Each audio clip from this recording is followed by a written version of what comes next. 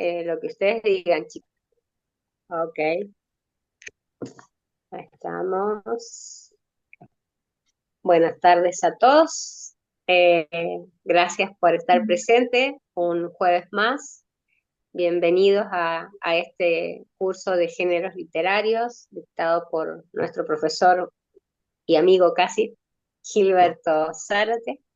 Eh, Buenas tardes, Milka. Buenas tardes a todo el equipo. Gloria, Sara, Roberto. No sé, no veo a alguien más. Por ahora nos saludamos nosotros. Así que bueno, creo que ya es hora de que Gilberto, bueno, pueda darnos eh, a lo mejor una explicación simple para poder entender lo que nos mandaste de tarea. Y Sí, que bueno, tenemos que entrar al aula. claro, lo Quizás vamos a eso. dejar un poco al final, resolveremos esto, porque primero les voy a presentar los géneros literarios para entender qué es lo que se quiso hacer con esta actividad, ¿no? Eh, Perfecto. Todo suyo, señor. sí, mm, bueno, al final creo que compartimos para aquellos que no están en el aula, creo que vamos a compartir los teléfonos o los correos, ¿no? Para que los puedan Sí, actualizar, ¿no? sí, Entonces yo sí, creo sí. que lo recordamos al final, ya que ingresen los demás. Yo creo que Bueno, sí, sí, nos sí. falta Roberto. Roberto, después no te vayas a ir sin dejarnos tu teléfono en el chat de acá del Zoom. Ok, Así que bueno, cuando quieras, después vamos viendo quién va ingresando y lo ok, vamos perfecto. haciendo. Entonces iniciaré para compartirles la diapositiva. Bueno,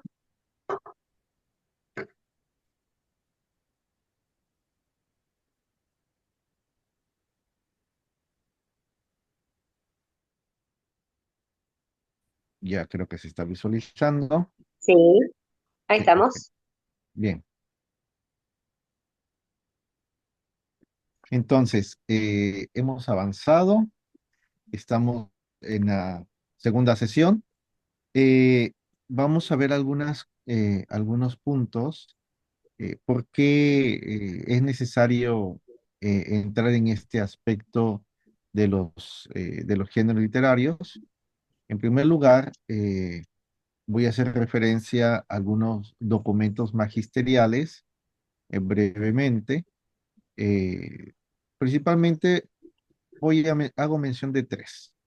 El de Verbum, la interpretación de la Biblia de la Iglesia, que es de la Pontificia Comisión Bíblica, y el Verbum Domini de Benedicto XVI. Ahora, estos tres documentos, a fin de cuentas, ¿hacia dónde nos quieren orientar? A una mayor comprensión para el pueblo de Dios, pero también para la misión, ¿no? Por eso pongo al final hacia dónde se aterriza, hacia el pueblo de Dios y hacia el mundo, ¿no? Entendiéndolo como misión, ¿no? Eh, la primera parte nos dice el verbum, perdón, Dei verbum, nos va a decir lo siguiente: para descubrir la intención de los agiógrafos, entre otras cosas, hay que atender a los géneros literarios, puesto que la verdad se propone y se expresa de maneras diversas en los textos de diverso género, histórico, profético, poético y en otros géneros literarios. Conviene además que el intérprete investigue el sentido que intentó expresar y que expresó el agiógrafo en cada circunstancia según la condición de su tiempo y de su cultura, según los géneros literarios usados en su época. Para entender rectamente lo que el autor sagrado quiso afirmar en sus escritos, hay que atender cuidadosamente tanto a las formas nativas usadas de pensar, de hablar o de narrar vigentes en los tiempos del agiógrafo, como a los que en aquella época solían usarse en el trato mutuo de los hombres. Dei verbo número 12. Entonces, señalo puntitos ahí como ver la intención, ver el sentido, lo que está en los géneros literarios, ¿A qué nos tienen que llevar? A buscar la intención de los arqueógrafos, a entender el sentido de lo que se quiso expresar. Ya algunos notas aquí. ¿Para qué? Para entender rectamente. No es otra cosa más que entender rectamente. Y subrayo, puntualizo esta parte final, ¿no? Hay que atender precisamente estos aspectos. Bueno, otra referencia es precisamente la interpretación de la Biblia en la Iglesia por la Pontificia Comisión Bíblica.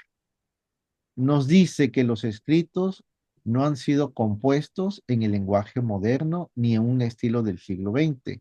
Las formas de expresión y los géneros literarios que utilizan en su texto hebreo, arameo o griego deben ser hechos inteligibles a los hombres y mujeres de hoy y que de otro modo estarían tentados o desinteresarse de la Biblia o a interpretarla de modo simplista, literalista o fantasioso. Entonces, para no caer en estos extremos, igual nos hace que pongamos atención a este aspecto. Ahora, lo que veremos hoy, ciertamente lo tenemos en una traducción en español, ¿no? Esta traducción en español nos permite tener la idea de la forma de expresión de cómo se construye el género literario en esta mentalidad o en esta cultura. Algunos estudios, obviamente, cuando hay ejemplos en nuestras traducciones en español, de repente dicen como que no me cuadra. Obviamente no te cuadra porque muchas veces se elaboraron estos análisis en una versión en lengua hebrea, en lengua aramea o en lengua griega, ¿no? Y entonces al momento de traducirse, no logramos visualizar el análisis que se propone. Esto que yo les voy a presentar el día de hoy es obviamente en español, está entendible, seleccione lo más entendible que podamos para no tener estas complicaciones, porque esto es lo importante, entenderlo.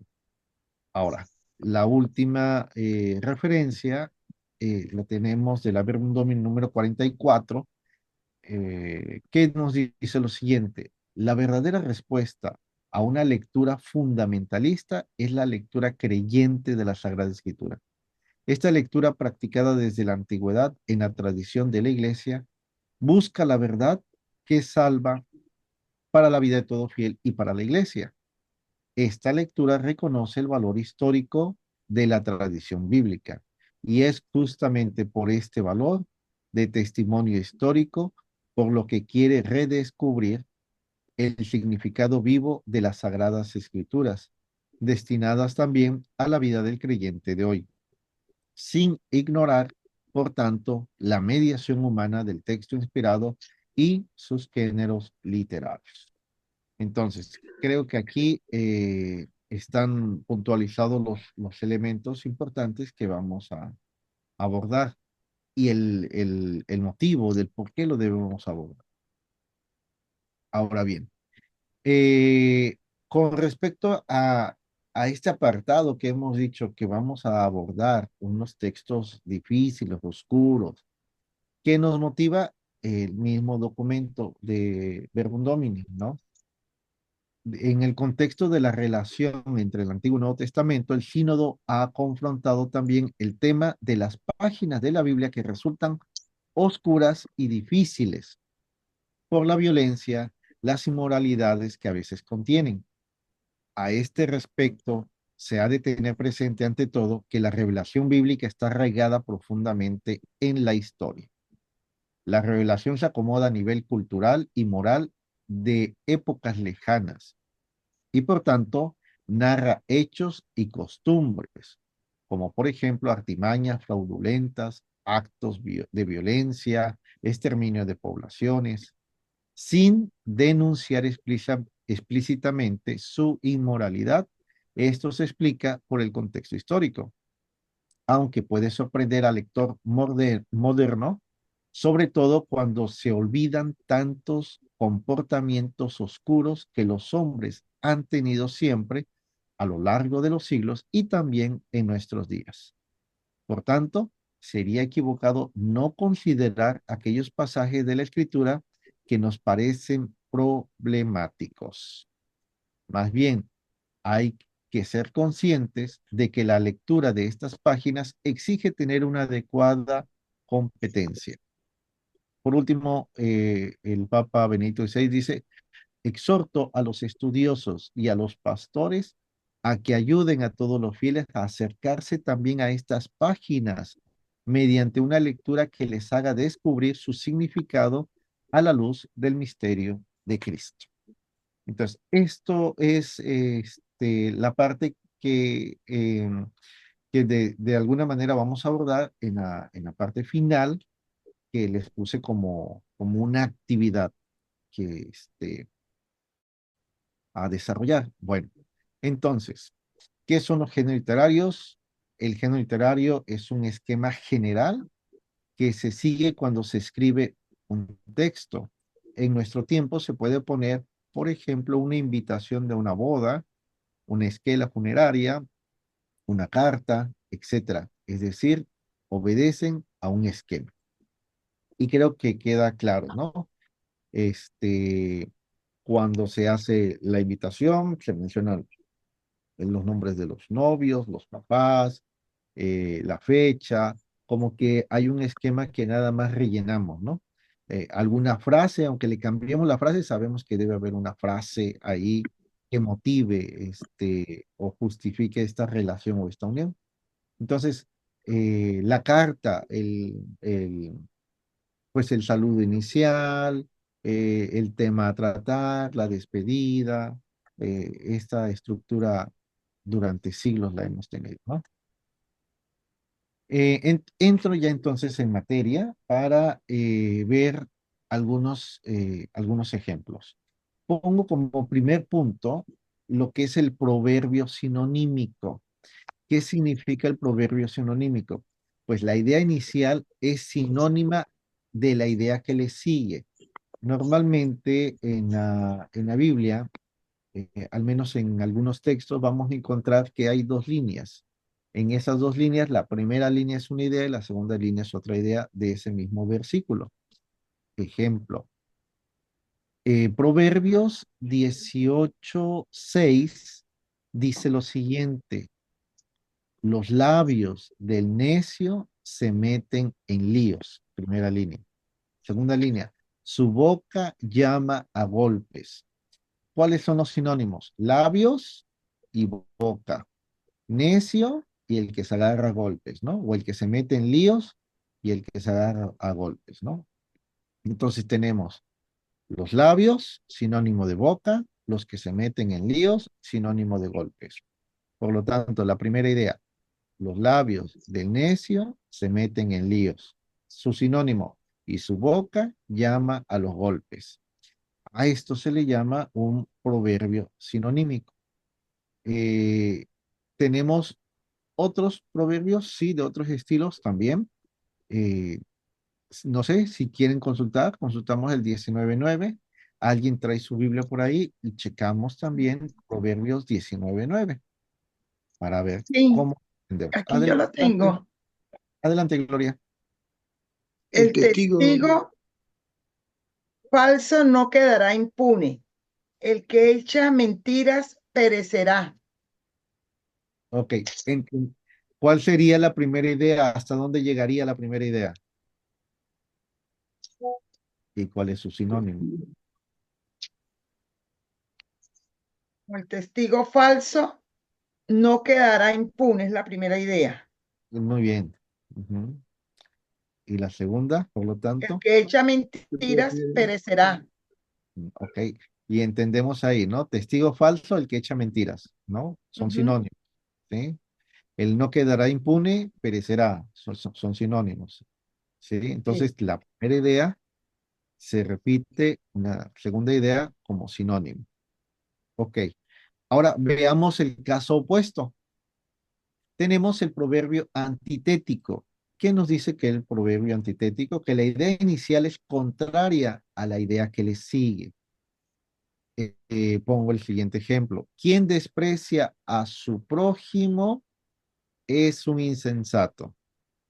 El hombre prudente guarda silencio.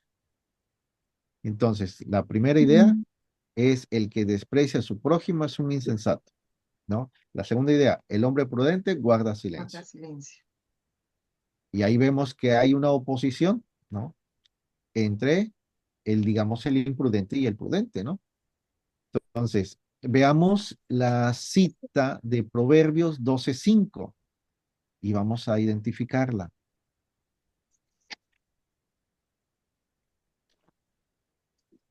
Las intenciones de los justos son rectas. Las intrigas de los malvados son engañosas. Ok, entre la rectitud y la acción engañosa, ¿no? Engañosa. Sí, ahí tenemos otra vez un proverbio antitético, la antítesis, lo contrario de una primera idea, la segunda idea va por el lado opuesto. Bueno, este se me hace bastante interesante que viene a continuación y a lo mejor no lo hemos visualizado, pero a mí me gusta mucho. Lo que se conoce como el proverbio numérico. Se retenían las cosas enumerándolas. Y yo me confieso que soy de esas personas, ¿eh? De niño, cuando me mandaban al mandado, no sé cómo seguían por allá, me mandaban a comprar y me decían, te compras esto, esto, esto, esto. Yo siempre los enumeraba. Uno, dos, tres, cuatro. Tengo que hacer cuatro cosas. Tengo que comprar cuatro cosas, ¿no? Y entonces cuando estaba en la tienda ahí comprando, de repente decía, me falta uno, porque son tres, y me pidieron cuatro, y hacía un repaso mental, ¿no? Entonces, eh, con el tiempo descubrir este texto, a mí me dijo, wow, qué impresionante. Vean cómo viene aquí Proverbios. Yo estoy tomando el texto de Proverbios 16 al 19. Nos dice, seis cosas detesta Yahvé y siete aborrece con todo el alma: ojos Oh, altaneros, lengua mentirosa, manos manchadas de sangre inocente, corazón que trama planes perversos, pies pies ligeros que que- corre hacia el mal, testigo falso que levanta calumnias pies y que el que siembra siembra discordias. discordia entre hermanos. Vamos a ver si en Siete. verdad ese 6 se cumple y ese 7. Dice 6. Ahora, ¿cuál es el esquema aquí? Seis cosas va a enumerar, pero la que sigue, que es la 7, es la que va a sobresalir. Y el que Entonces, siembra veamos. discordias entre hermanos. ¿Ok? Entonces, si las enumeramos, sería ojos altaneros, uno; lengua mentirosa, Dos, dos; más manos manchadas de sangre inocente, tres; tres. corazón Corazón que que trama trama planes planes perversos. perversos, Cuatro. cuatro; Pies pies ligeros, ligeros que corre hacia mal, cinco; testigo testigo falso que falso que levanta. levanta calumnias, Y el seis; que más aborrece, el que y siembra, el que siembra discordia entre manos, siete. es el que Eh, más aborrece. y es el que más aborrece. ¿Por qué? Porque tiene un sentido comunitario, ¿no? Entonces, porque a fin de cuentas, este tipo de cosas de alguna manera redunda en perjuicio de los hermanos. Todos estos están englobados, a fin de cuentas, a esta situación. ¿Por qué? Porque unos ojos altaneros van a estar en contra de otro. Una lengua mentirosa va a estar en contra de otro. Es decir, todas estas seis situaciones van a aterrizar en la discordia entre hermanos y por lo tanto aborrece, ¿no? Entonces, esto es lo que más aborrece, porque lo que no quiere Dios es precisamente que haya una división en la comunidad. Siempre los textos bíblicos nos hablan sobre la unidad, ¿no? Entonces, por eso aquí va a resaltar el que siembra discordias entre hermanos, engloba este aspecto fundamental. Entonces, imagínense cómo cómo repasaban ciertas, pues ciertos principios, ciertos valores, ciertos mandamientos, tenían que tener presente, enumerándolos uno y otra vez. Bueno, así hay En el texto vamos a encontrar algunos casos. Por ahí nos vamos a encontrar en Eclesiástico Siráside, nos vamos a encontrar con el profeta Amós, nos vamos a encontrar así, pues a lo largo del texto, algunas situaciones, ¿no? La leemos normalmente de corrido, pero no prestamos atención, ¿no? ¿Qué es lo que quiere hacer el género literario? Pongan atención. Esto es importante, ¿no? Por eso se enumeraban, para que se retuviera. La enumeración tiene una finalidad de retención. Bien, ahora, otro aspecto más, la etiología. ¿Qué es una etiología? Hace referencia al surgimiento de una tradición, de una costumbre, de un nombre o algo parecido. De ahí surge algo. Entonces, la etiología es lo que provoca, lo que suscita a partir de ahí o justifica por qué se hace lo que se hace. Entonces, tenemos estas dos citas bíblicas, vamos a buscarlas. Génesis 21:31.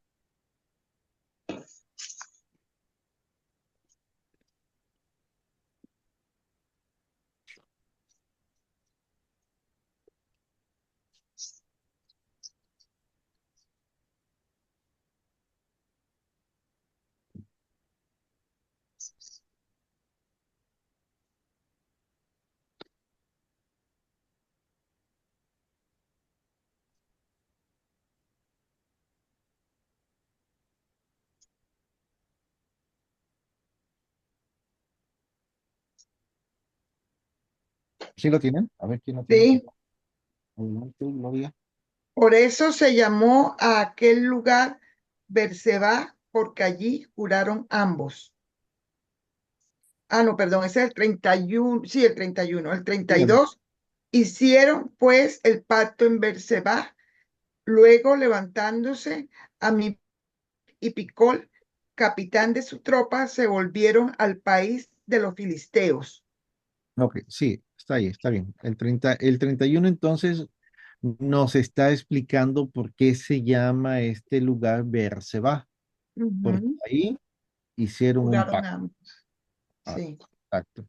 Ahora, en el capítulo 32, versículo Así. 26 y luego versículo 33, tenemos otro ejemplo. Versículo 26. Sí.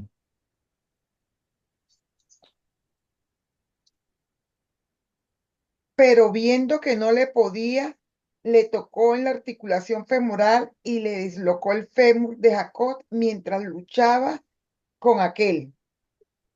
Ujú. Ajá, justamente ahí dice que le tocó el fémur Ujú. mientras estaba en un combate, una lucha. Una Ahora, lucha. ¿qué va? ¿Y eso qué tiene que ver? Vamos a ver qué dice el versículo 33. Por eso los israelitas no comen hasta la fecha el nervio ciático que está sobre la articulación del muslo, por haber sido tocado Jacob en la articulación femoral en el nervio ciático. Ok, entonces, por Ujú. eso no se consume. Vieja Ah, prohibición a ya, nivel ya, mundial. entendemos entonces una práctica, ¿no? Eso es lo que hace la etiología, Ujú. explicar una razón de ser, de una costumbre, de una práctica, de un hombre. Vimos el caso de un hombre, Berseba. Vimos el caso Sí. de una costumbre o de una tradición con respecto a los alimentos, bueno, por este episodio con Jacob. Entonces, esto es lo que hace la etiología. A veces nos podemos quedar en ciertos aspectos y no relacionamos otros. Por ejemplo, cuando se lee ese texto, pues la primera pregunta que hacen mucha gente es, ¿a poco sí peleó con un ángel, no? No es tanto la lucha del ángel o el personaje con el que está Jacob, sino más bien explicar dónde surge una tradición, ¿no? Nos quedamos en ciertos aspectos, pero no visualizamos que lo que nos quiere explicar ese texto es el origen de una costumbre, ¿no? Bien, pasamos A otros, bueno, además de los géneros literarios, también hay formas expresivas que muchas veces van unido con los géneros literarios. En este caso yo pongo la hipérbole, que es una exageración para hacer énfasis de la realidad. Veamos Salmo 69:5. A ver, ¿alguien más que quiera leer? Pues yo sé que Gloria es muy hábil en la lectura. Este, por ahí escuché a Roberto que quería leer. No sé si nos hace el favor de leer el Salmo 69:5 o alguien más. Mm, Salmo Yo lo 69. tengo. Ok, adelante. ahí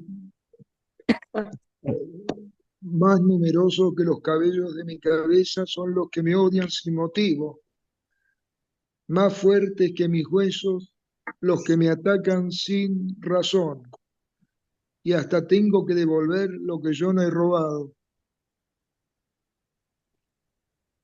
Notamos la hipérbole, ¿no? Mis enemigos son más que los cabellos de mi cabeza. ¿Se dan cuenta? ¿No?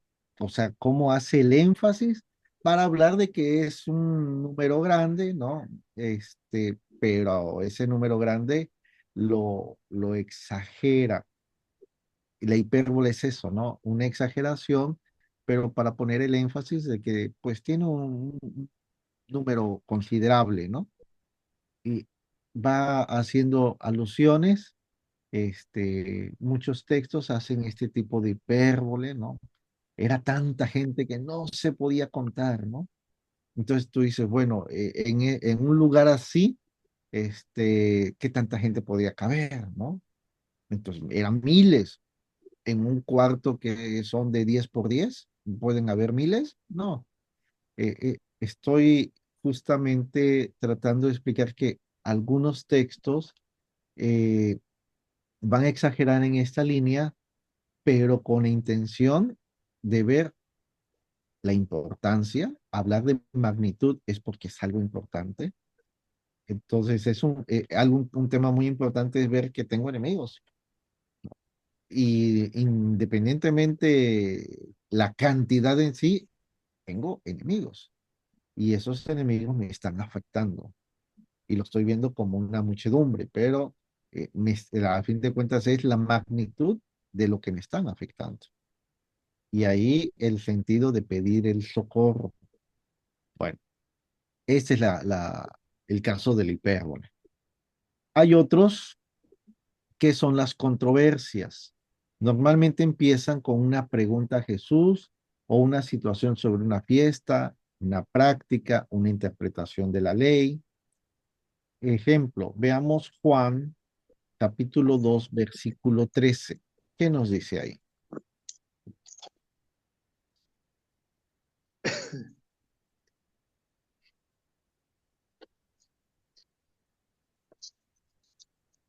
Se acercaba la Pascua de los judíos. Jesús subió a Jerusalén. Ok, ok. Se acercaba los Pascuas de los judíos y Jesús subió a Jerusalén. ¿Y qué pasó ahí? Bueno, no tengo el texto ahorita lo checo. La finalidad de hablar de ese texto, 2:13, Encontró en el templo a los vendedores de bueyes y a los cambistas. ok, entonces ahí está, ¿no? Está el contexto de, de, de una fiesta, encuentra a los cambistas y luego el reclamo, ¿no? ¿A ti quién te puso como juez? Entonces, ahí está un ejemplo, ¿no? ¿Quién te ha puesto como juez? Eh, hay en esta línea pues hay varios puntos, ¿no? Le preguntan a Jesús que hubo una mujer, tuvo un esposo que se murió, El cuñado se casó con ella y así pasaron 7 y le dicen, ¿y quién será? ¿Quién será el esposo de todos ellos en el reino de los cielos, ¿no? Entonces Jesús interpretan mal las escrituras. Justamente ahí les hace la aclaración, interpretan mal las escrituras, porque en la resurrección serán como ángeles. Ese texto a mí me llama la atención porque yo lo veo también como una ironía. ¿Qué cosa, en qué sentido está la ironía? En que los saduceos pregunten por la resurrección, si los saduceos no creen en la resurrección, ¿no? Entonces le pregunta, ¿y en la resurrección qué será? Es así como que tratando de burlarse de Jesús. Digo, porque si no creen en la resurrección, entonces ¿para qué preguntas algo que no crees? Entonces ahí está el punto, ¿no? Bueno, hay otras más, este, no las vamos a leer, pero sí las vamos a mencionar. En el caso de las parábolas, son símiles o comparaciones, relatos sencillos con la finalidad de asimilar la enseñanza.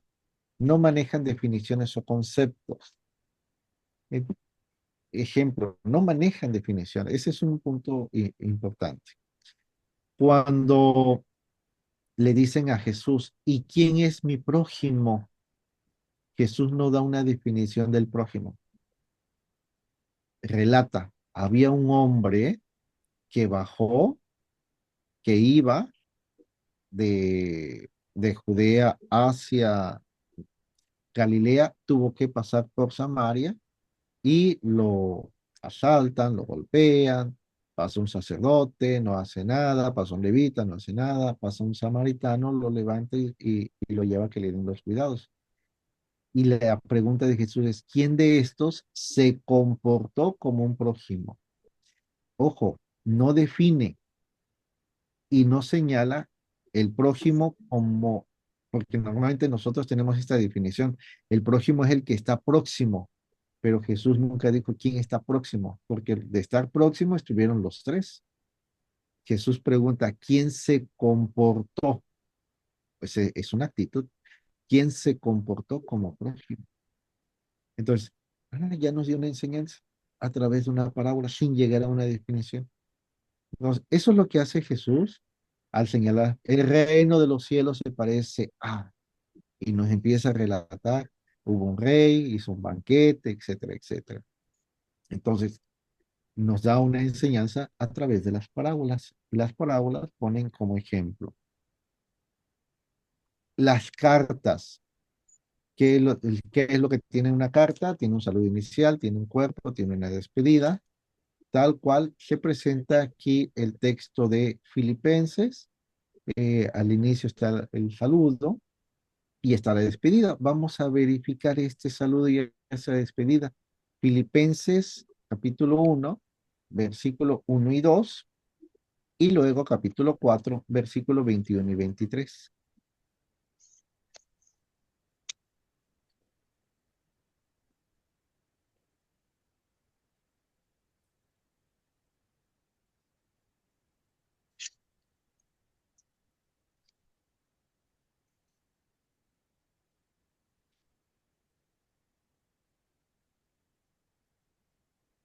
¿Sí? ¿Alguien lo tiene? Pues yo lo tengo. Perdón, yo lo Adelante, Gloria. estaba leyendo y estaba como quiera, Gloria. No, no, sigue tú. Eh, Pablo, bueno, Bueno, perdón, tenía el micrófono Gloria lee, silenciado. Gloria lee el Pablo, primero y Mónica el último, el bien, de capítulo. perfecto. Sí. Adelante, Gloria. Entonces, el de El Filipenses 1 al 2. capítulo 1. Entonces, Pablo y Timoteo, siervos de Cristo Jesús, a todos los santos en Cristo Jesús, que están en Filipos, con los episcopos y diáconos. Gracias a vosotros y paz de parte de Dios nuestro Padre y del Señor Jesucristo. Ahí está. Vean cómo Ujú. ya se nos presenta un saludo. Entonces, ok, queda Sí, claro. Ahora veamos la última parte, capítulo la 4, despedida. la despedida. Ujú. Bien, saluden a cada uno de los santos en Cristo Jesús. Los hermanos que están conmigo los saludan a ustedes. Reciban el saludo Todo, de todos los santos, especialmente los de la casa imperial. La gracia del Señor Jesucristo esté con ustedes. Ok, entonces, ¿qué quiere decir esto? Que la estructura de la carta tiene este saludo y tiene esta despedida. Y lo que está en medio entre este saludo y esta despedida es todo el cuerpo de la carta, ¿no? Entonces, lo que había dicho al principio, la carta tiene un saludo, tiene un tema a tratar y tiene una despedida. El ejemplo, ese es un género literario muy claro. Eh, el discurso, el texto se extiende como una sola voz que habla, por lo regular, prolongadamente. Aquí el Evangelio de Juan, capítulo 17, habla extensamente de que Jesús es el pan vivo bajado del cielo, ¿no? Los que lo comen tendrán vida eterna y empieza a ir señalando todo el sentido que tiene el, la persona de Jesús misma como alimento de vida. Por último, hago mención aquí de la apocalíptica. Aunque la apocalíptica tiene un estilo muy propio, porque ya es también un lenguaje entre los símbolos que se están señalando para transmitir un mensaje. En el texto que les voy a poner de ejemplo, tiene este matiz que nosotros tenemos que descubrir como simbología litúrgica. Muchas personas le tienen miedo al apocalipsis porque piensan en destrucción, en catástrofes, en ese tipo de cosas, ¿no? Pero el apocalipsis se escribió para dar esperanza y eso es lo que olvidamos. Entonces, vamos a leer y voy a señalar algunos aspectos. En primer lugar, vamos a leer Apocalipsis, capítulo 5, versículo 6. Y quiero que pongamos atención a todos los elementos que se mencionan del Cordero.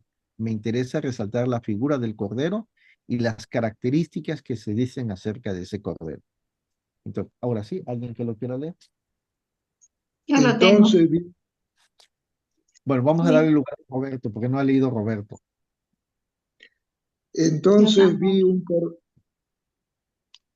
sí, Adelante, Roberto. ento- entonces vi un cordero que parecía haber sido inmolado. Estaba de pie entre el trono y los cuatro seres vivientes, en medio de los 24 ancianos. Tenía 7 cuernos y 7 ojos, que son los 7 espíritus de Dios enviados a toda la tierra. El Cordero vino y tomó el libro de la mano derecha de aquel que estaba sentado en el trono. Cuando tomó el libro, los cuatro seres vivientes y los 24 ancianos se postraron ante el Cordero. Cada uno tenía un arpa y copas de oro llenas de perfume, que son las Hasta ahí, oraciones de los santos, y Roberto, hasta ahí. cantaban un Hasta canto ahí. nuevo diciendo, Ok, hasta ahí, Roberto. Nada más era el versículo 6, 5, 6. Entonces, veamos, ya Roberto se adelantó un poquito, pero lo que quiero es retomar el punto.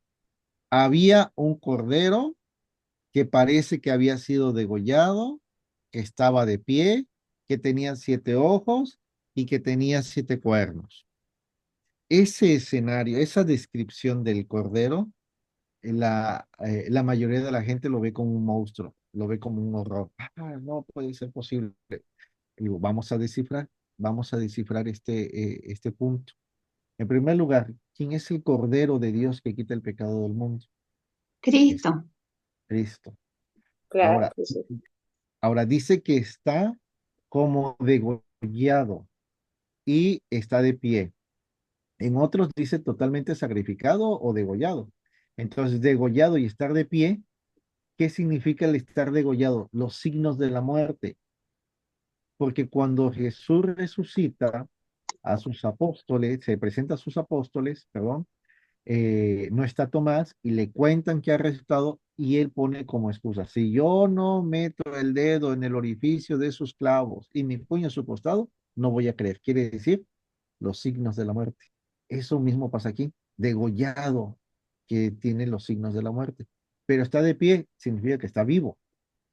Tiene 7 ojos, el número 7, perfección, plenitud, totalidad.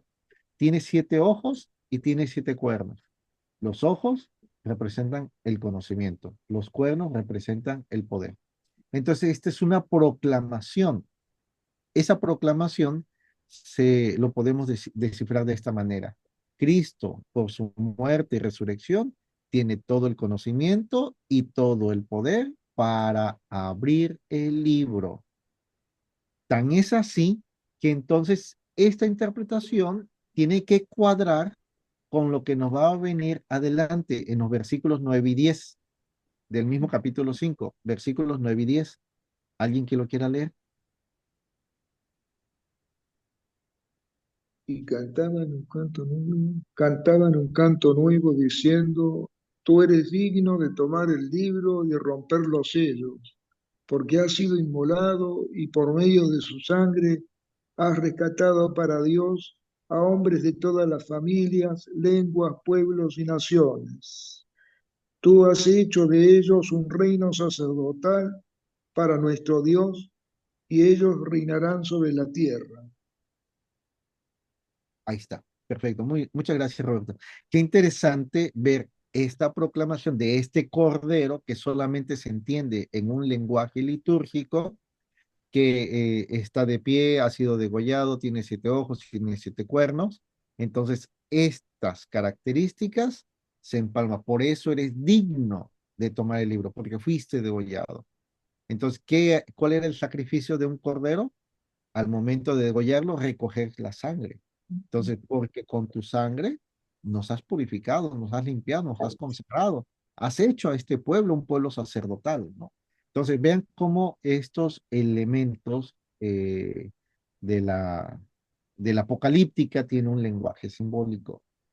En los géneros literarios nos ayudan a entender esquemas, estructuras, pero también juegos de lenguaje como la hipérbola, como lo simbólico, como este aspecto que tiene aquí, que hemos descifrado del texto del Apocalipsis. Bueno, esto, hasta aquí,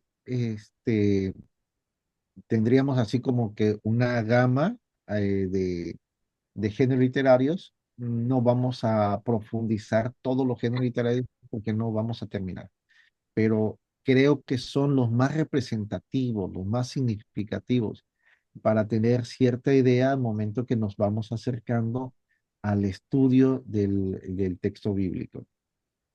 Pongo entonces, déjeme ver si aquí, por último, pongo que es una estructura quiásmica, el famoso quiasmo. El quiasmo es una estructura de elementos cruzados y esos elementos cruzados hacen juego eh, con algunos elementos que hemos visto como el paralelismo sinonímico, el paralelismo antitético, y se cruzan los elementos. El Salmo 1 nos dice, dichoso el hombre que no sigue el consejo de los malvados, que no camina en el camino de los pecadores, que no se sienta en compañía de los perversos, que se complace en la ley del Señor, que medita su ley día y noche. Será como árbol plantado en corriente de agua, que dará fruto a su tiempo y sus hojas no caerán jamás. Logrará todas sus obras. No así con los impíos. Son como paja que el viento se lleva.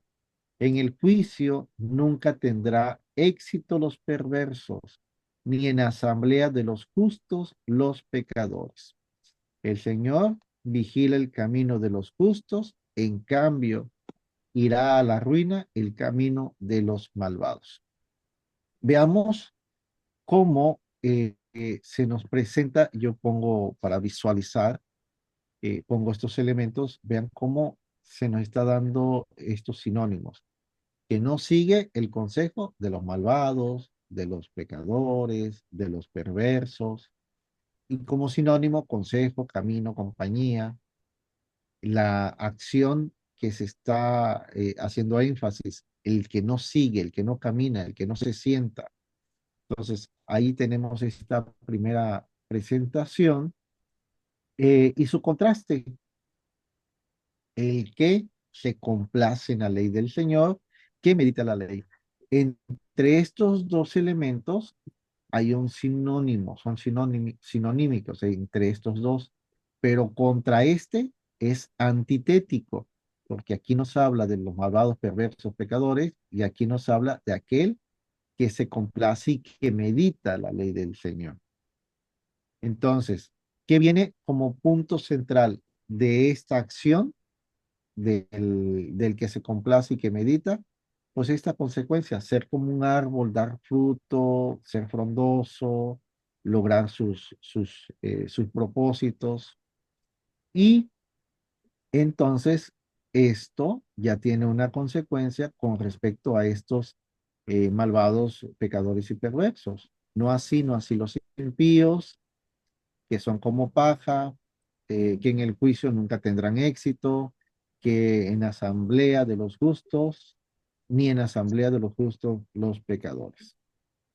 Y resumen de esta estructura es lo último, el Señor vigila el camino de los justos y el camino irá en ruina el camino de los malvados. En cambio irá en ruina el camino de los malvados. Entonces, esto es un quiasmo, una estructura cruzada que se nos presenta en muchos textos también de los textos bíblicos, principalmente del Antiguo Testamento. Entonces, bueno, esta es una presentación general que he querido hacer con ustedes. No sé, si antes de empezar, de continuar con lo que yo les dejé así como una breve tarea, hacemos, no sé, unas referencias, preguntas o la pausa, no sé qué nos dice Mica o esta Mónica, no sé quién de las dos nos vaya a dar la... Bien, si hacemos la pausita, en la pausita podemos estar hablando con los chicos, no sé qué, Milka, ¿qué te parece?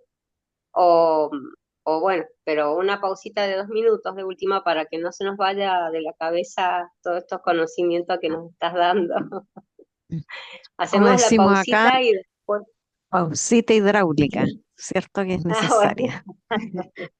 Claro, si Bueno, usted lo dale, dice, dale. Mónica, al profesor le parece bien, no hay Sí, bien, bien, problema. Bien, bien. Sí, bien. Aprovechemos entonces un ratito, tomamos agua y volvemos a comunicarnos. Ujú. ok, bien. Este, bien, entonces continuamos. Vuelvo a compartir la diapositiva. Ahí entraremos principalmente con este esquemita. En este esquema, Sí. eh, ¿qué personajes encontramos aquí? Dice que Caín tuvo como hijo a Enoc Ay, y no. luego, Airat, sí. ajá, sí, Enoch, Airat, ajá, Irat a Mehubial y ajá. A Matusalén, No, Matusael, no, no, no, y- no. Ah, sí, ¿no? Matusalén. Sí, sí, sí, está bien, está bien, está bien, está bien. El Alamec, y de Ajá, ahí tuvieron 3 mujeres y 3 varones, Lamec. Las ajá. mujeres Ada, Sila y Naamá, y los Ok, varones Labal, Luba y Tobal Caín.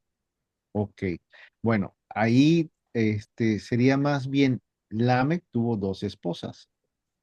Ajá, De esas bueno, dos pongo. esposas, de una tuvo dos hijos y del otro lado tuvo un hijo y una hija, ¿no? Sí, Bien, ok, bien, perfecto. Eh, ya detectamos, bueno, yo detecto aquí dos respuestas que es la que me van a servir ahorita. ¿Qué es lo que, qué es una genealogía? A fin de cuentas, ¿cuál es el asunto de una genealogía? La genealogía es establecer vínculos, relaciones, y aquí hacen el empalme de, eh, en el caso del capítulo 5 de Adán hasta Noé. sí, Vean sí. cómo separan la genealogía. El texto bíblico, cómo separa dos genealogías. La genealogía que va por aquel que ha creado Dios, que es Adán, para que llegue hasta Noé. Y separa de esta genealogía Caín.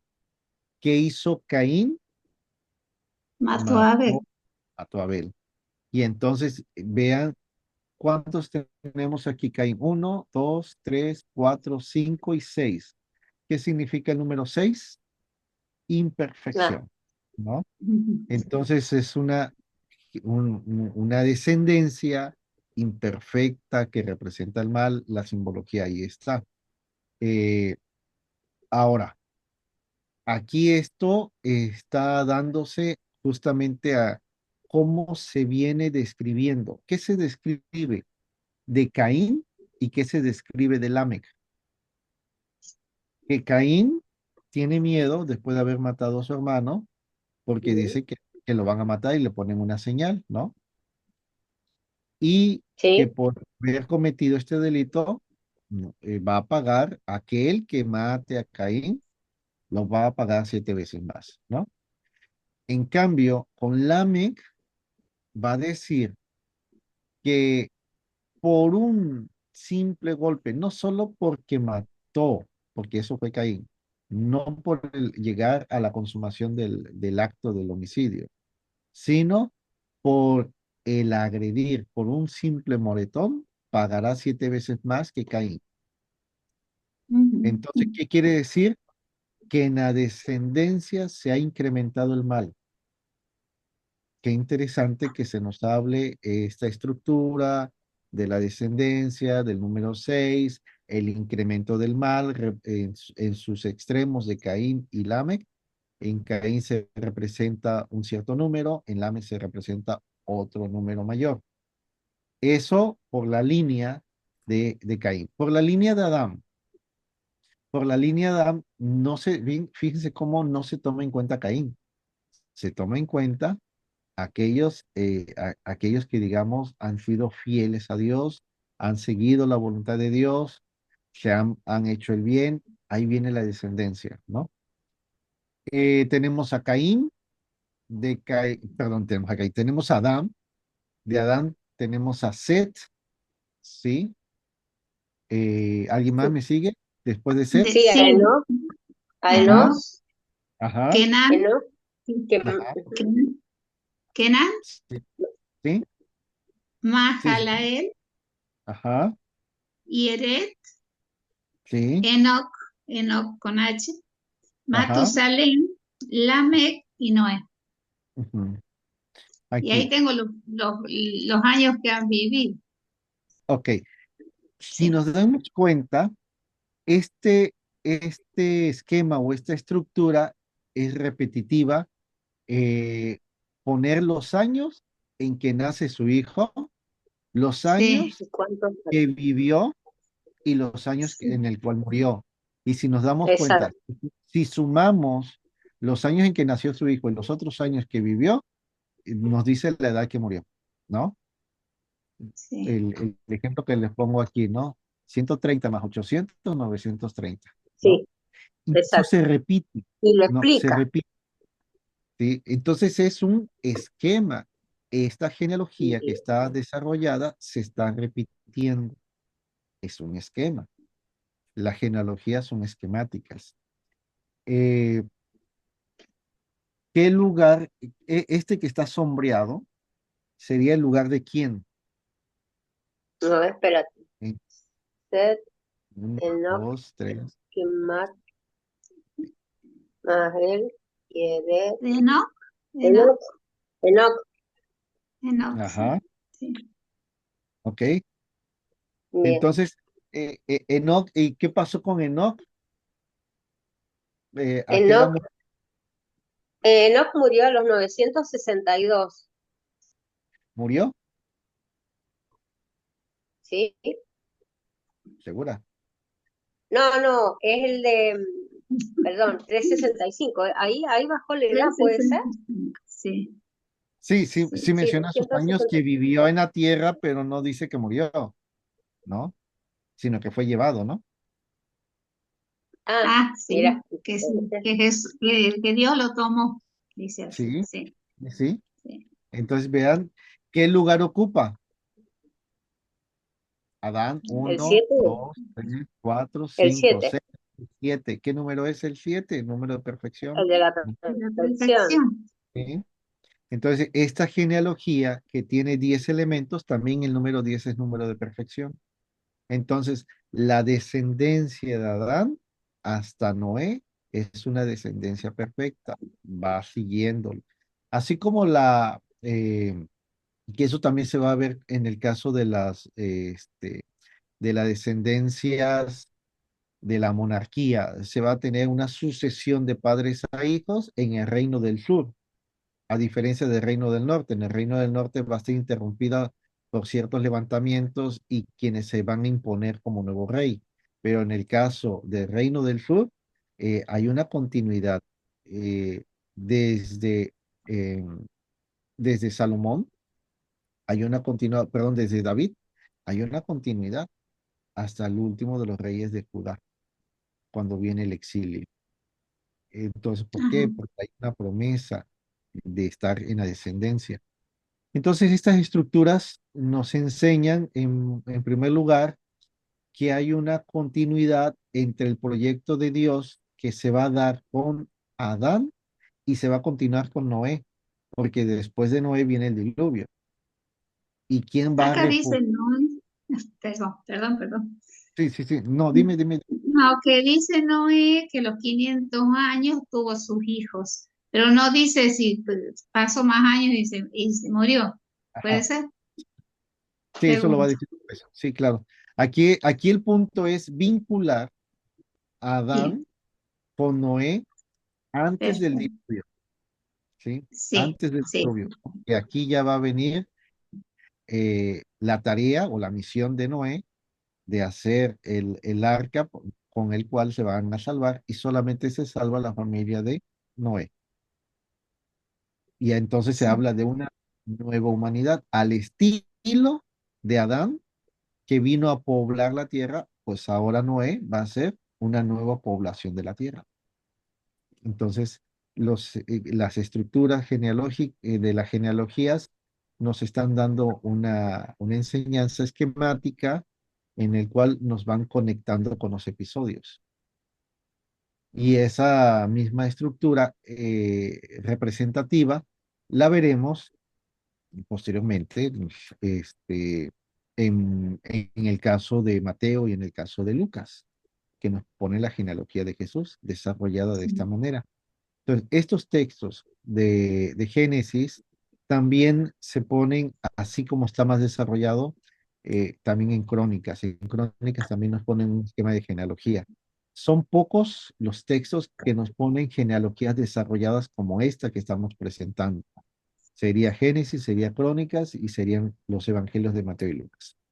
Los demás ponen unas genealogías muy breves de dos o tres personajes para hablar de la tercera hasta la cuarta generación incluso. Entonces, bueno, esto es eh, un ejercicio que de repente no le encontramos pies ni cabeza, pero si le empezamos a pensar, podemos sacar muchas cosas. Otra de las cosas que podemos sacar dentro de la genealogía, no sé, yo utilicé la Biblia de Jerusalén, no sé la Biblia de ustedes. Si ven en la genealogía de Adán dos nombres que se repiten en la genealogía de Caín? Si los logran ver. Si no, no pasa nada. Dos Enoch puede ser. Ah, puede ser. Ah, sí. En Adán, dos Enoch. Hay No, será el mismo. incluso con los nombres que se dan en la genealogía de Adán, hay dos o tres nombres que también se parecen. Sí. Matusael, Y Matusal. Matusalén. eh, Lamec, exacto, a ese quería llegar. ¿En qué sí. lugar ocupa Lamec en la genealogía de Adán? Penúltimo. El 9. No, no es el último, el anterior. No, el penúltimo. El Exacto. penúltimo. Lamec es Entonces, el Ujú. penúltimo. exacto. Entonces, qué interesante que tengamos en la descendencia de Caín este último personaje, Lamec, y en la descendencia de Adán, como padre de Noé, a Lamec, y que nos ponga como referencia que el Lamec de la genealogía de Caín es la, ¿cómo se dice? Mm, la manera en que se va a expander el mal, ¿no? Se ha multiplicado el mal con Lamec. En cambio, con el Lamec de la descendencia de Adán, nos pone la bendición de tener un hijo que va a llegar a la salvación o que va a ser vínculo de salvación. Entonces, qué interesante, recordemos lo que nos había dicho los textos magisteriales, que estudiar los géneros literarios a la luz de Cristo, ¿quién salva? No, es Jesús. En este texto, ¿quién salva a la humanidad? Es Noé. Entonces Noé aquí está haciendo una prefiguración de Jesús. Pues, qué interesante que el texto me llegue a iluminar como un vehículo de salvación, el caso de Noé como prefiguración de Cristo. Pues, esa es la parte que tenemos que ir descubriendo en la riqueza de analizar los textos e ir viendo estas estructuras. No solamente es poner una estructura, sino descubrir qué hay detrás de una estructura, por qué hay una estructura y descubrir cuál es la razón de ser de una estructura, de un género literario. ¿Sí? No sé si me da a Sí, entender. ¿Sí? sí, Ok, sí, sí. Sí. muy bien. Bueno, el otro, les puse dos situaciones más eh, para ver como catequesis o como qué podemos descubrir de ellos. Segunda de Reyes 6, 24, 31. Recordemos que nos decía el documento del Papa Benedicto XVI que tenemos que leer algunos textos que a lo mejor son difíciles o que son oscuros y que a lo mejor le podemos huir, pero no se trata de, se trata de comprender a la luz de Cristo qué nos quiere decir. Segunda de Reyes 6, 24, 31. Pregunto, ¿lo leyeron? Sí, Sí, Sí. el tema del liceo. Está bonito, ¿verdad? sí, sí, muy bien. ¿Cómo que me dice que sí? No Sí, puede ser que yo, Estela, sí, eh, Estela.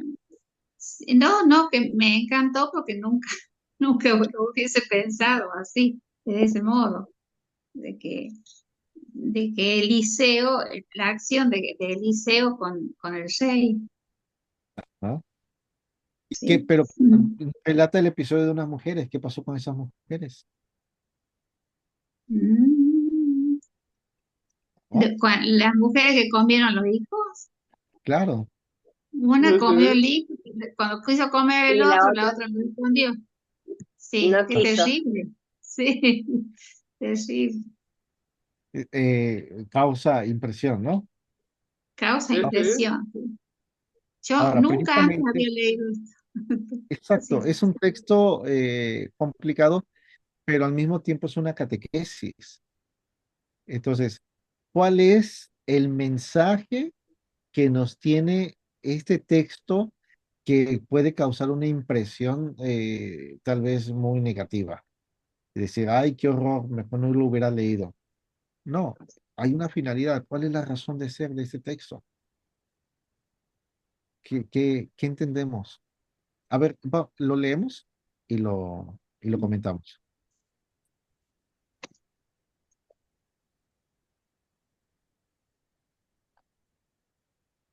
¿Lo leemos? Sí, adelante. Sí, sí, Desde el 26 en adelante. Del 24 al del 31. 6.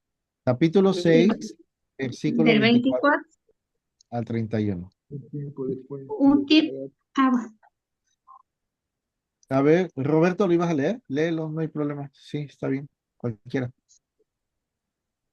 ¿sí? Sí, adelante. sí.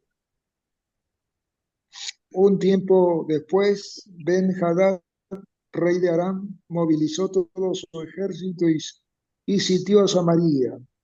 Hubo entonces mucho hambre en Samaria, y el asedio era tan duro que una cabeza de asno valía 80 ciclos de plata, y unos puñados de estiércol de paloma, 5 ciclos de plata. Mientras el rey de Israel pasaba sobre la muralla, una mujer le gritó, «Socorro, majestad». Él respondió, «No, que te socorra el Señor. ¿Con qué podría socorrerte yo? ¿Con los productos de la era o del lagar?». Luego añadió, «¿Qué te pasa?». Ella respondió, «Esta mujer me dijo, trae a tu hijo, lo comeremos hoy y mañana comeremos el mío». Entonces cocinamos a mi hijo y lo comimos. Al día siguiente yo le dije, trae a tu hijo para que lo comamos, pero ella lo había escondido. Al oír las palabras de aquella mujer, el rey rasgó sus vestimentas y como pasaba sobre el muro, la gente vio el silicio que llevaba sobre su carne. El rey dijo, que Dios me castigue si Eliseo, hijo de Salat, queda hoy con la cabeza sobre el cuello. Ok, muy bien. Entonces, veamos. Ese texto, para resumirlo y no extenderme, es una catequesis, es una enseñanza. ¿Qué nos quiere enseñar? Que hay que evitar la guerra. ¿Por qué? Porque cuando se comete la guerra, tiene consecuencias graves. El hambre, la carestía, la injusticia. Y una injusticia que llega a un grado atroz, ¿no? Entonces, es importante evitar la guerra. Con con este texto quedamos horrorizados, ¿no? ¿Cómo es posible que se haga eso? Entonces, ¿qué hace eso cuál es la causa? Ah, porque hay un ambiente de guerra. Y ese ambiente de guerra, ¿qué provoca? Provoca que no haya comercios, que haya escasez, que se eleven los productos. Y al elevarse los productos se crea violencia en muchos países, ¿no? Cuando se llega a un extremo de estas situaciones, empiezan a romper los mercados, los súper, para tener los alimentos y el grado este, de robar, ¿no? Pero ya muy descaradamente a una persona a otra, a arrebatarle productos, cosas.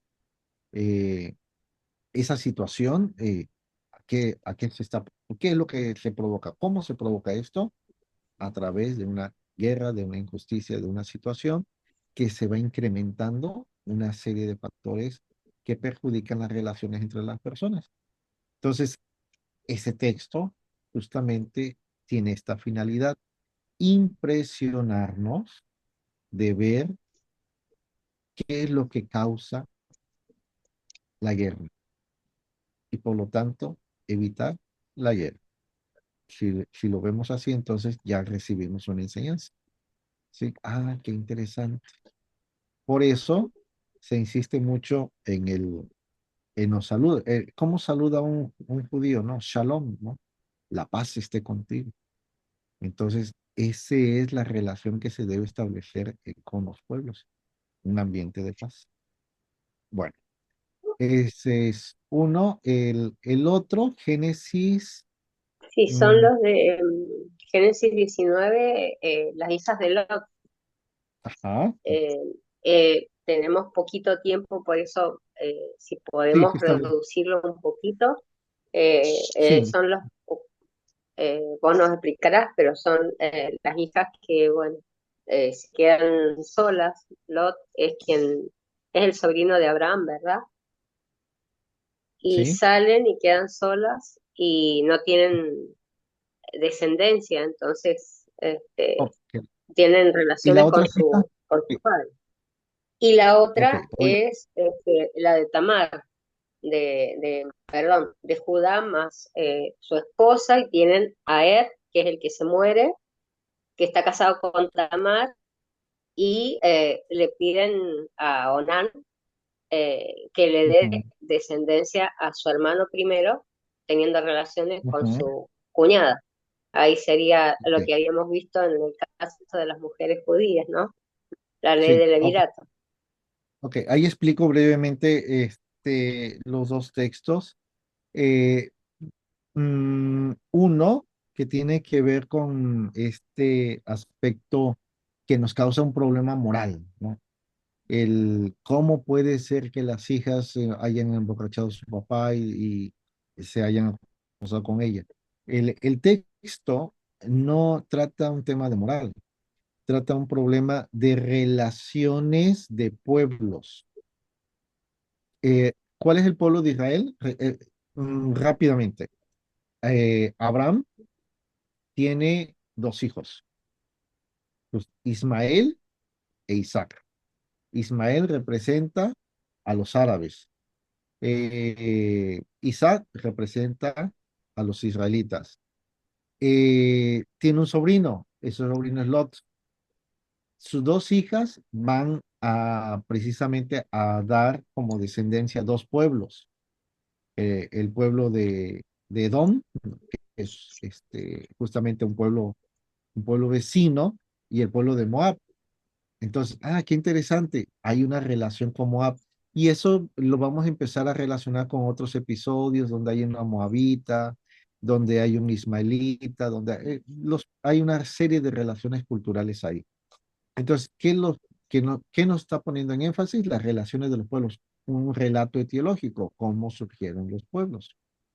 En el caso de Génesis 38, es una situación también de liberato, como ya lo había mencionado, pero aquí el punto es eh, que se le ha atribuido un tema moral como de pecado de la masturbación, diciendo, ay, se masturbaba, entonces, pero no es la acción de la masturbación en sí lo que nosotros debemos ver en ello, sino la falta del compromiso y de la responsabilidad que tiene para dar descendencia. ¿Qué es lo que quería hacer él? No dar descendencia. Por eso dice que evitaba, ¿no? Evitaba fecundar a la cuñada. Entonces, estos textos que de repente se vuelven así un poquito polémicos, quisquillosos, hay que darle el énfasis y el enfoque que tienen. Y en este sentido, el texto nos está hablando más de un tema de no asumir el compromiso de la descendencia que de otra cosa. Bueno, así resumo ya los dos para dar espacio a lo que si alguien tiene alguna duda o pregunta o cerrar ya este momento de la sesión.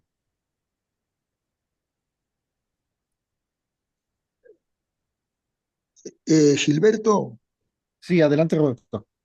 eh, La pregunta es, la edad de los patriarcas, no hay que interpretarla literalmente, sino significa la descendencia o genealogía del mismo. No, no, no, definitivamente no. Este, son una serie de números. Bueno, aquí ya no les puse la representación, pero hay un juego de números que nada más está ahí representando este, mm, para más bien ver conforme se va avanzando, uno puede ver cómo hay un incremento de edades conforme se van avanzando ciertos momentos o ciertos episodios importantes. Entonces, la edad tiene que ver más con un acontecimiento que con un número de representación como literalmente muchos consideraron, ¿no? Entonces no, no va por ahí. Ese es ese punto.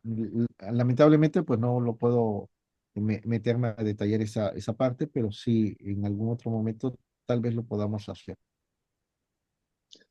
Sí, Y gracias. lo segundo es, Dime. el libro de Juan, que cuando hablabas de que los números están teologizados, y a veces están como enfáticamente agrandados para demostrar en la revelación lo que quiere mostrar Dios. Entonces, por ejemplo, en los milagros de Jesús, alimentar eh, con 2 panes y un pescado 5.000 Ujú. personas, o cuando en otro lugar le pregunta. Oh, perdimos a Roberto. Sí, sí, creo que se cortó la señal con Roberto. ¿Alguien más tiene alguna pregunta mientras Roberto... No, Mónica, Roberto está, solo que se le silenció el micrófono, tal vez no se dé cuenta. Roberto, Bien, bien, bien. activa tu audio y estamos escuchando. Estamos atentos acá. Gracias, Mirita. Sí, Roberto, no te escuchamos aún. Sí, Ok. eh, Estaba pregunto, diciendo sobre los números. cuando Nos hablaba, quedamos. sí, perdón, yo quería insinuar esto, preguntaba cuando hacías énfasis de que se exageran a veces los números para mostrar eh, la realidad de la liberación que trae Jesús. Por ejemplo, la alimentación de 5.000 personas con 2 panes y un pescado, o cuando Jesús responde a Pedro porque la ley decía que había que perdonar 70 veces, Jesús le dice 70 veces 7, es para perdonar siempre, debe interpretarse así, y que el milagro más bien es un signo. No, es que, no hay que pararse solamente en el hecho de la alimentación a tantas personas, sino en el hecho de compartir los bienes. ¿Puede ser? Sí, lo que pasa aquí que tendríamos que ver la diferencia entre los textos del Evangelio de Juan, que ciertamente son signos, con los de los sinópticos. Eh, a mí me gusta ver esta relación que tiene la institución de la Eucaristía con 4 signos importantes. Tomó el pan, dio gracias, lo partió, se los dio, que esos mismos gestos están en la multiplicación de los panes, ¿no? Mm. Tomó los panes, dio gracias, los partió y se los dio para que los repartieran, ¿no? Entonces, es interesante ver estas relaciones que hay entre la institución de la Eucaristía y la multiplicación de los panes. Sí, sí, Roberto. Pues sí, sí es significativo. No sé, ¿sí me escuchaste, Roberto? Porque veo que de repente se congela su imagen. Bueno, no sé si me habrá escuchado Bueno, Roberto. dice, sí, creo que sí, pero no sé si escucha bien. Acuérdate, tiene un audífono. Ah, ok, ok, ok. A lo mejor ha quedado... Ujú. Sí, Sí, Bueno, no sé si quiere hablar o si hay alguien que quiere hacer alguna pregunta al respecto, claro, claro, más sobre estos últimos temas que son bastante, eh, no sé, como que son difíciles de interpretar, ¿no es cierto? No, no tenemos que leerlos a la ligera, estos claro, temas de Génesis, sobre todo estos capítulos del Génesis. sí. Eh, y bueno, la verdad que con el tema de la genealogía me abriste bastante el campo para entender. Yo lo único que había sacado era que Adán tuvo un hijo semejante a él, es lo Mm, único que había podido descubrir. Así que bueno, oh, te agradezco. Y bueno, no sé si queríamos tener, a ver si alguien más tiene alguna pregunta. Dustin, ¿cómo estás? Buenas noches. Vidalina, bienvenida. Bueno, a ver si los chicos tienen alguna pregunta o Milka, ¿hay alguna pregunta en el chat como para hacerle a Gilberto? Ok. Hola, Mónica, solo agradecimiento. Dustin está ahí, quiere Bien. participar. Le damos el Sí, pase. sí. Gracias. sí, bueno, la pregunta yo creo que tiene que ver con con lo que habían dicho anteriormente sobre las edades de los patriarcas, ¿no? ¿Cómo se podría explicar o representar esas edades? Porque obviamente una vez escuché también que es todo lo contrario, que antes la gente vivía menos, porque cualquier enfermedad los mataba, ¿verdad? Nosotros creo que estamos viviendo más, tenemos más periodo, más tiempo de vida que los patriarcas, ¿no? Y claro. eso es lo que quería saber, cómo se puede explicar esas edades, o sea, o de alguna forma, cómo se puede ver esa parte de las edades. Sí, sí es ciertamente un poquito, mm, que como un tema abierto todavía. No hay una así como que coincidan todos los autores de darle solución a este problema de las edades. ¿Por qué lo magnificaron de esa manera? No, no hay una explicación, una única explicación. Lo que es cierto, lo que acabas de mencionar, es que según la antropología se ha comprobado que las edades de los patriarcas de la época antigua, pues sí era menor, vivían menos. Eh, Hoy han vivido más, incluso por ahí un exégeta decía, no, pues es que cuando Jesús murió ya estaba anciano, pues eh, haciendo alusión a que ya pues ya era el rango de vida que normalmente se vivían, ¿no? Ujú. 50 años, 40 años, no, no pasaban de esas edades. Hoy en día tenemos gente que ha vivido incluso un poquito más de 100, ¿no? Pasando los 100. Entonces, pero no era lo común. Ahora, Bien, sí, sí, sí, nada más concluyo. Este, si hacemos un análisis genético, biológico, ¿qué condiciones tiene el cuerpo para vivir más de 100 años biológicamente? Pues no, no tiene mucho. Entonces, eso sí es cierto, las edades sí son exageradas, pero no coinciden los autores en por qué esas cifras, ¿no? Debe haber ahí un juego de números, sí, sí, pero la explicación es varía. Bueno, eso es lo que quería bien. comentar. No sé.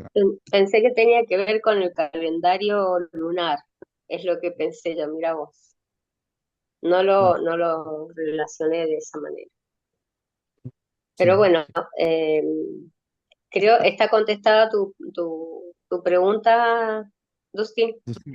Sí, Muy sí, bien. correcto. Es más, yo creo que Matusalén dice que no probó el agua. O sea, la gente dice, bueno, Matusalén vivió tantos años sin bañarse. Probó el agua, ¿no? No sé, no probó el agua, pero será por purificación. Sí, Acá hay un dicho que sos más viejo que Matusalén. Y recién cuando tomé la Biblia me di cuenta que era el que mayor edad figura, por lo menos acá asentado, así que Sí, bueno, es el pero que no más ha conocía hablado. el tema del agua. Sí. Debe haber sido Villavicencio, debe haber sido agua de manantial, ¿no? Roberto tiene la mano levantada, no sé si ya contestó su pregunta o alguna pregunta más sobre este tema. No, no, No. me amplió su respuesta, amplió lo que yo de alguna manera tenía entre tinieblas, que ahora me lo aclaró mejor. Bien, Ok. bien, Así bien, que buenísimo gracias, entonces. Gilberto. Sí, no, gracias a ti, Roberto. Bien, bien. Nos gustaría tener que en el chat puedan escribir Dustin, Roberto, Vidalina. Bienvenida, Vidalina. Eh, su número de teléfono, correo que podamos tener para que puedan entrar al aula, chicos, y ahí donde hay más material, la grabación de esta noche. Creo que Teresita también está, así que bueno, buenas tardes, Tere. Em, si hay más material todavía por investigar, así que si lo pueden escribir en el chat o de alguna manera comunicarse con nosotros para que puedan entrar, ingresar al aula y bueno, y ahí poder ver no solamente esta grabación, sino otro material que también ha subido el profesor Gilberto a través de Sobicaín, lógicamente. Que por el chat lo voy a mandar. Te agradezco mucho. Si lo pueden hacer los demás, también. Vidalina es la primera vez que escucho y leo ese nombre, así que bueno, bienvenida y lo mismo, si quiere alguien más hacer alguna pregunta al respecto, por favor, que ya estamos casi sobre la hora.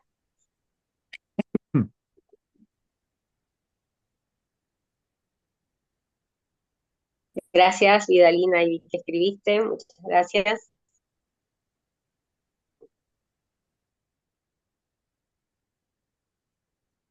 Roberto, tampoco tenemos tu número, así que si lo podés escribir, perfecto. Sí, Ya lo no, mandé. no, como buen sujeto digital no encuentro la forma de enviar. Bueno, bueno, te quedas No con sé qué nosotros tocar. antes de cerrar entonces. No hay problema, lo Bueno, hablamos enseguida. Lo hablamos mil enseguida. perdones. Lo acabo de enviar. No, tranquilo, tranquilo, tranquilo, no Ok, te preocupes. a ver. Bueno, no sé, algo más, Milka, que hayas visto en el chat. No, no, solo los agradecimientos. Agradecimiento al profesor Gilberto, bueno, y a todos los participantes por haber estado con nosotros en este encuentro de hoy. Bien. Bueno, chicos, si tienen alguna duda, aprovechemos ahora estos últimos 5 minutitos que tenemos para eh, intercambiar opiniones, eh, no sobre el tema de no bañarse, ese no lo sabía. Me parece que vamos a tener que practicarlo a ver si vivimos un poco más, pero Un poco vamos más. a ver, un poco más. Muy interesante todo lo que has comentado. Me cuesta bastante a mí personalmente los géneros y bueno, lo decís de la manera muy didáctica y bueno, y los ejemplos, así que tenemos que tener esa precaución de ir, no sé si se llama contraponiendo o cómo haces como para darte cuenta de que un texto está ligado con el otro. Pero bueno, la forma en que lo explicás está bueno porque así tenemos que leerlo un poco más despacio y no a la ligera literalmente y ahí a lo mejor encontramos algo. Así que bueno, bien por Estela porque hiciste la tareita, así que muy bien Estela, muy bien Vos notita. hablas mucho, vos hablas mucho. ¡Oh! Yo ahora hago una pregunta. ¿Cuándo nos vamos? Sí. Ah, no, está, sí, sí. Por eso estoy preguntando a ver si alguien más necesita algo más. Si no, ya nos estamos yendo. Hay gente que se ha hecho humo acá, no sé qué. Hay uno, en la pantalla aparece un humo. Bueno, si no hay más preguntas, chicos, agradecemos desde ya la compañía, agradecemos la participación y la exposición del profesor. Gracias por haber participado, gracias por sus preguntas, gracias por haber intervenido para leer los textos. Así que bueno, como para el próximo jueves, una lavadita de cara para que podamos estar bien y nos volvemos a encontrar para seguir aprendiendo sobre esto porque es muy interesante. Una cosita, Mirka, ¿no pudiste anotar los números antes de cerrar el chat? ¿Los números de teléfono? Sí, Mónica, ya los tenemos en registro. Perfecto, perfecto. Entonces, bueno, Muchas damos por gracias. terminada la charla. No, de nada, Estelita, así te podés ir a cuidar a al nieto o lo que tiene que hacer. Chicos, nos vemos el jueves que viene Nos y te vemos. prometo hablar menos. Nos vemos, Bueno, que estén muy bien. chao, Gracias, chao, gracias nos Estamos, a vemos. todos. estés bien. Chao. Gracias, Gracias, gracias, Gilberto. gracias. Gracias. Chao, Que gracias. estén muy bien. Cuídense. Gracias, Caín. Buen fin de semana. Igualmente. Gracias, Gracias, muchas Sí, igualmente. gracias. Gracias, buen Roberto. fin de Shalom, Dios les Roberto, bendiga. Cuídense. Shalom. gracias. Adiós. Roberto, decime tu número de teléfono antes de que